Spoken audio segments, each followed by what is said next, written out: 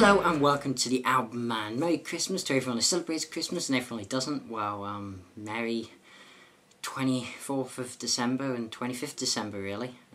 Not sure what else to say. So today, as it is Christmas Eve, or certainly the time of recording this, I decided I would review a Christmas album. But what Christmas album? I don't own many Christmas albums because most of them suck completely. So I thought it would be interesting to take a look at the hero of the 60s folk scene, the figurehead of a generation's Christmas album, Bob Dylan's Christmas in the Heart. I mean, Dylan, of course, known for singing profoundly complex lyrics upon simplistic folk-influenced music, and has become one of the greatest figures, in fact, my single favourite person in music's history. I have a tremendous amount of respect and reverence for this legend. That doesn't necessarily mean I have to love everything he's done.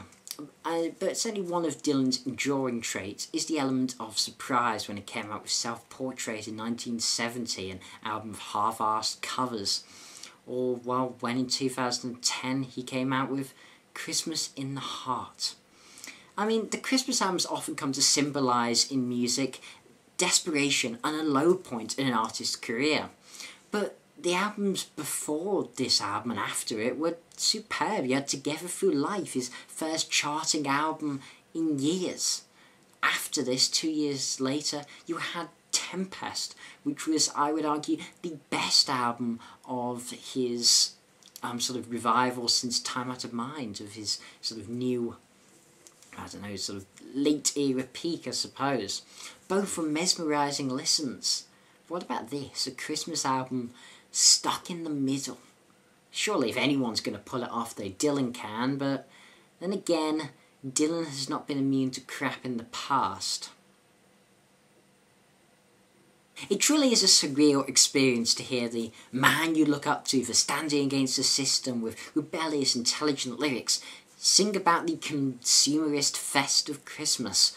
You have to first wonder, honestly, what motive was behind this, and I have multiple ideas of why Dylan did this. Maybe, I mean, it says on the package that all the money is going to the World Food Programme, so maybe he was channeling his inner Bob Geldof, though in a slightly less obnoxious way.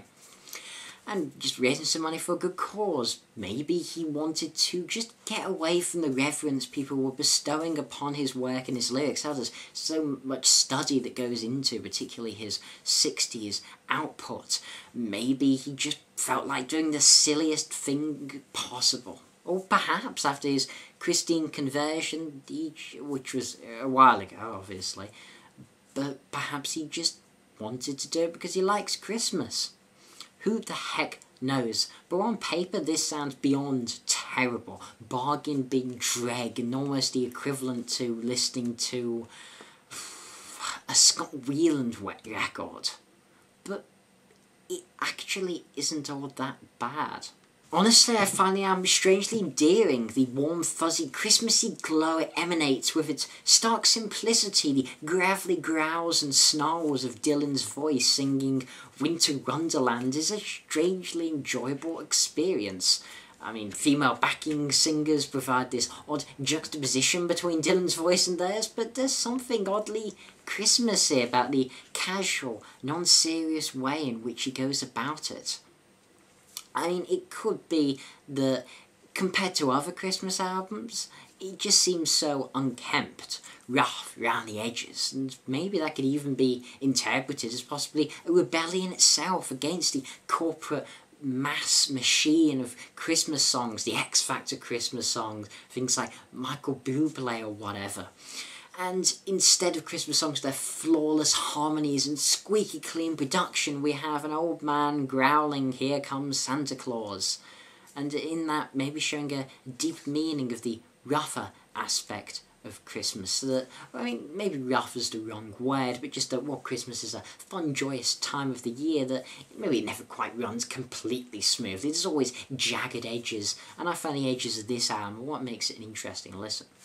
You could also be arguing what I just said before, that, well, that's everything Dylan hates. He's being critical in the past of people over-analysing, looking far too deep into his lyricism, to his work, and to the statements he makes. Hence why albums like Self-Portrait are so important in Dylan's career, as he tried to escape the fame by deliberately making crap. And you could also argue with Nashville Skyline, when he went sort of more country, that he was deliberately going in just a weird and pretty bad direction just to try and scare off his fan base, to tell them, I'm not the Dylan you thought you loved, when truly he still was. He was just putting on an act. I don't know, maybe trying to find some meaning and profound message in this work is misguided, misplaced. I mean, Dylan does have a love of popular American music. That's been established throughout the ages. Maybe it's just a celebration of traditional American music with its sleigh bells and choirs, its jolly cheesy sentiment from Christmas Island to Little Drummer Boy. I mean, even then, the experience is still an incredibly surreal one. I mean, I'm talking Salvador Dali, burning giraffe, melting clock surreal. Musically, though, how is this album? It features smooth, very minimalist, simplistic arrangements that are, well, not particularly memorable or interesting, but yet, I'm not going to lobby that as a criticism against the album. In fact, I actually find it to be part of the appeal. The entire point of this record, at its core, seems to be to capture the sentimental feeling of Christmas by using such by-the-number tunes and Christmas staples, performing them in a rather by-the-numbers way, to create that safe, warm blanket you associate with the holiday season. It all flows into this one meditative piece of music as your ears get used to Dylan's gruffs and growls, and the joyous atmosphere just takes you throughout Christmas. I mean, okay, some of the slower tracks can maybe be a little creepy, like "O Come All Ye Faithful" or "Little Town of Bethlehem." That's more just because of his, the way he sort of growls out his lyrics. I mean, we're not talking nag or death growls here, but we're talking Bob Dylan, I've been singing since the early 60s and my voice is dead type growls. Would I recommend this album? Yeah. I actually kind of would. If you want a gentle, family-friendly, inoffensive Christmas album to sit by a nice log fire, have a glass of eggnog with, or unwrapping your presents on Christmas Day, this does the job pretty nicely, I have to say. Again, it's not his most groundbreaking work by any means, or his greatest album. It's the cool addition to any Dylan fans collection, and one that you may find actually surprising. If nothing else, it is a laugh and a half to hear the master of poetic lyricism, the greatest lyricist I've ever heard in music, and just such a wonderful storyteller, sing "Who's got a big red cherry nose? Santa's got a big red cherry nose."